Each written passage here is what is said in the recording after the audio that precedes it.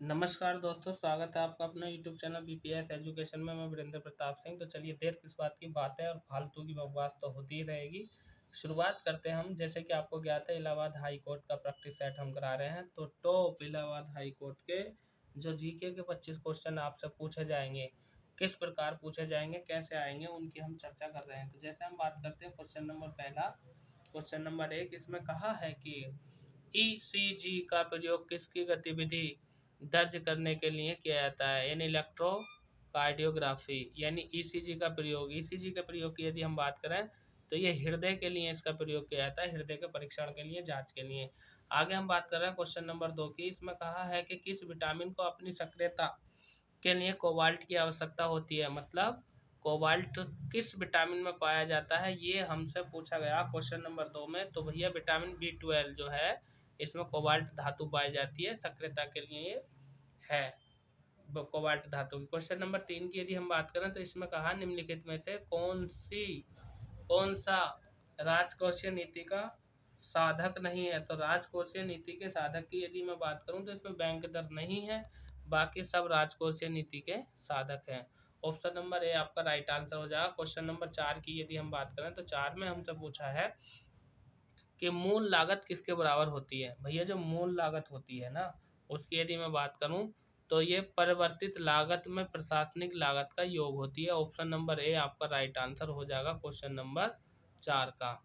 आगे हम बात कर रहे हैं क्वेश्चन नंबर 5 की। क्वेश्चन नंबर 5 में क्या कहा है? हमसे पूछा है क्वेश्चन नंबर 5 में कि उच्च न्यायालय के न्यायाधीशों की नियुक्ति कौन करता है? मतलब जो हाई कोर्ट होता है, हाई कोर्ट के जो न्यायाधीश होते हैं, जो जज होते हैं, उनकी नियुक्ति कौन करता है? तो भैया उनकी नियुक्ति करते हैं भारत के राष्ट्रपति।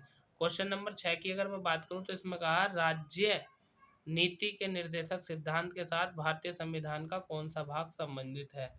मतलब राज्य के नीति निर्देशक तत्व की यदि मैं बात करूं तो ये संविधान के भाग 4 में है, यानी ऑप्शन नंबर सी आपका will be right answer. Question number 7 में कहा है कि भारतीय नागरिक के कितने मौलिक कर्तव्य हैं?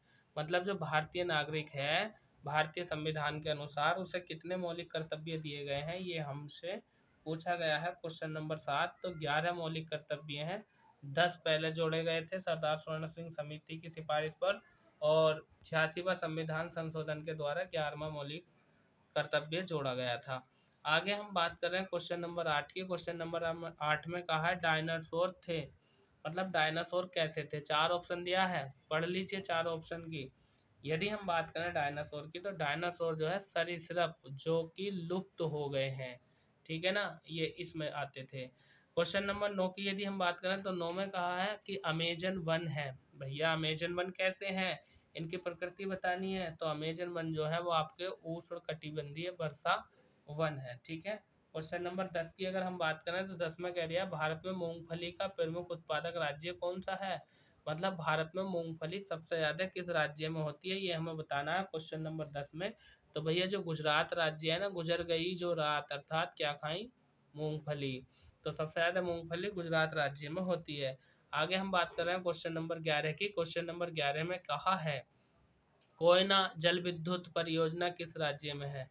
तो कोयना जल विद्युत परियोजना की यदि हम बात करें तो हमसे ये कौन से राज्य में है, ये पूछा गया है। तो भैया ऑप्शन नंबर ए यानी महाराष्ट्र राज्य में है कोयना जल विद्युत परियोजना।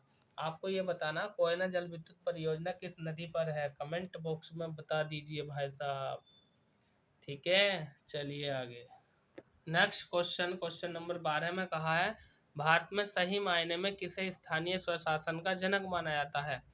तो भारत में स्थानीय स्वशासन का जनक जो माना जाता है वो आपका लॉर्ड रिपन को माना जाता है, ठीक है ना। इसने स्थानीय स्वशासन यानी जो पंचायती राज व्यवस्था है उसको लागू किया था। पंचायती राज व्यवस्था की यदि हम बात करें तो भारतीय संविधान का आर्टिकल 40 क्या कहता है? ग्राम पंचायतों का गठन कौन करेगा? राज्य। क्वेश्चन नंबर 13 में कहा है निम्नलिखित में से विशिष्ट द्वैत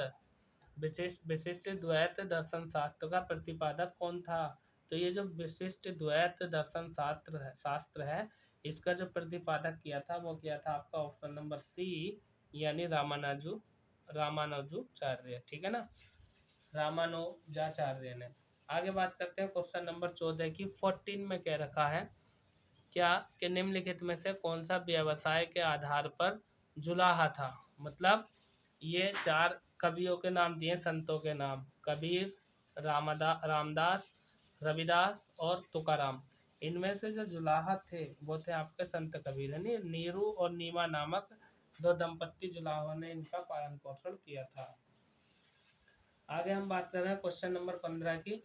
इसमें कहा है क्वेश्चन नंबर 15 में कि स्वर्ण मंदिर की स्थापना किसने की थी? तो गुरु अर्जुन देव ने स्वर्ण मंदिर की स्थापना की थी। ऑप्शन नंबर ए आपका राइट आंसर हो जाएगा क्वेश्चन नंबर 15 का। वहीं अगर हम बात करें क्वेश्चन नंबर 16 की, तो 16 में हमसे क्या कहा गया है? हमसे कहा गया है कि ऑस्कर अवार्ड जीतने वाले पहले भारतीय कौन थे? तो भैया ऑस्कर अवार्ड जीतने वाले जो पहले भारतीय थे वो थे आपके ऑप्शन नंबर ए यानी भानु अथैया, ठीक है ना, ऑस्कर अवार्ड जीतने वाले पहले भारतीय। इसके बाद हम बात कर रहे हैं क्वेश्चन नंबर 17 की। क्वेश्चन नंबर 17 में कहा गया है कि निम्न में से कौन सा देश फिडे वर्ल्ड चैंपियनशिप 2023 की मेजबानी करेगा? तो अब तो 23 गुजर गई, काम खत्म हो गया, अब मेजबानी कर ली है। क्वेश्चन नंबर 17 की यदि हम बात करें तो इसका आंसर हो जाएगा ऑप्शन नंबर बी, कजाकिस्तान ने फीडे 2023 की मेजबानी की थी। करंट का क्वेश्चन है। आगे हम बात कर रहे हैं क्वेश्चन नंबर 18 की। 18 में हमसे कहा है कि सबसे बड़े क्षेत्रफल वाला राज्य, यानी भारत का सबसे बड़ा क्षेत्रफल की दृष्टि से राज्य अगर देखें तो राजस्थान है और जनसंख्या में उत्तर प्रदेश है। क्षेत्रफल के हिसाब से उत्तर प्रदेश का चौथा स्थान आता है, यानी राजस्थान, मध्य प्रदेश और महाराष्ट्र, उसके बाद आता है उत्तर प्रदेश चौथे नंबर पे। तो 18 का आंसर सी, विजयनगर राजवंश की राजधानी हम्पी किस नदी के किनारे स्थित थी? यानी जो विजयनगर साम्राज्य था उसकी राजधानी थी हम्पी। ये किस नदी के किनारे स्थित थी ये हमें बताना है, तो तुंगभद्रा नदी के किनारे थी राजधानी हम्पी। क्वेश्चन नंबर 20 की यदि हम बात करें तो 20 में कहा है विश्व का सबसे बड़ा मकबरा गोल गुम्बज किस राज्य में है? यानी गोल गुम्बज किस राज्य में, ये हमें बताना है क्वेश्चन नंबर 20 में। तो ये आपका कर्नाटक राज्य में है, ठीक है दोस्तों। आगे चलते हैं क्वेश्चन नंबर 21 की तरफ।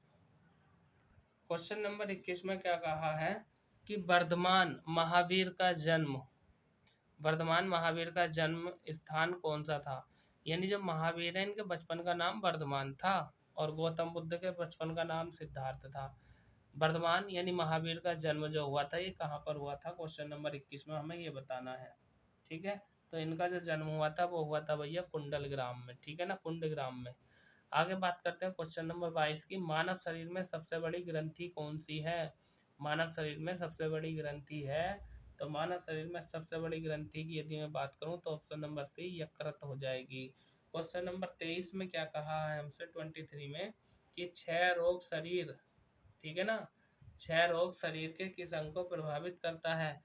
तो जो 6 रोग है, 6 रोग का दूसरा नाम आपका टीबी होता है, ठीक है ना। तो ये शरीर के किस अंग को प्रभावित करता है? तो राइट आंसर हो जाएगा ऑप्शन नंबर डी यानी फेफड़े को, ठीक है। आगे चलते हैं क्वेश्चन नंबर 24 की तरफ।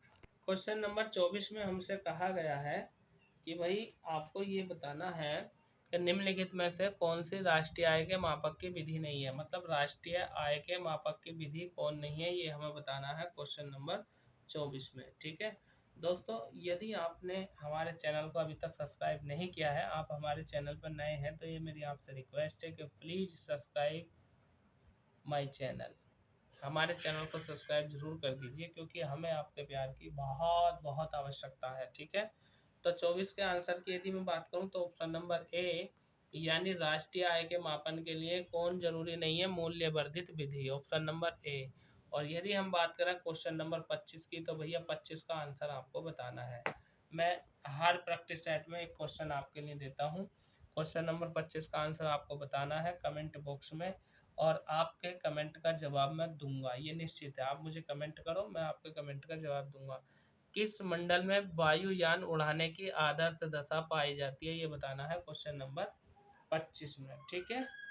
तो दोस्तों मेरा नाम वीरेंद्र प्रताप सिंह है, VPS एजुकेशन AR में मैं आपका स्वागत करता हूँ। Next practice set next video में आपसे फिर मुलाकात होगी। तब तक के लिए बने रहिए हमारे साथ। शानदार जबरदस्त जिंदाबाद। और पूरा प्रैक्टिस सेट भी डाल रखा है मैंने इलाहाबाद हाई कोर्ट का, देखना जरूर। चारों सब्जेक्ट डाल रखे, मैथ हल किया है मैंने उसमें, देखना जरूर एक बार। Thank you.